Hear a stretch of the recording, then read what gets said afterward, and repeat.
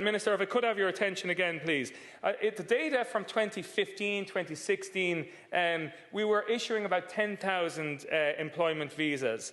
And last year, and from 2022 to last year, we're issuing about 40,000 visas per year. Now, I have no doubt that many immigrants are providing a tremendous value to the economy, and indeed the labour market is particularly hot.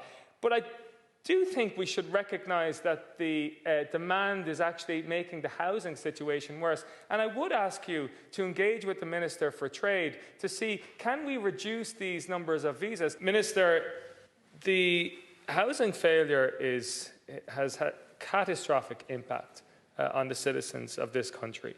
In just a few short years, rents have doubled right across the country. In Claremorris, for example, I spoke to a constituent recently whose rent from 2019 to today has over doubled.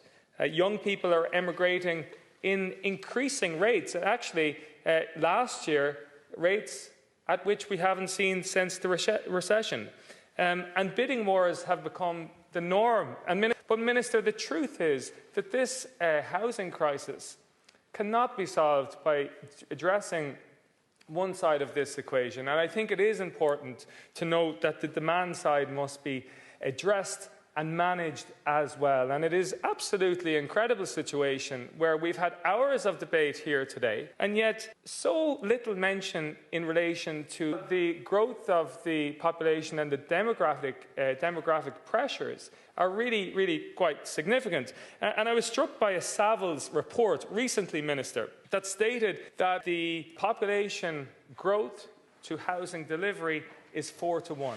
Which ultimately means that for every house that's built, the population is rising by 4. And this is the worst in terms of our Western countries. Britain, for example, is 2-to-1, Australia 1-to-9, the USA is 1-to-5, and Germany is almost 1-to-1. In Ireland, we are 1-to-4.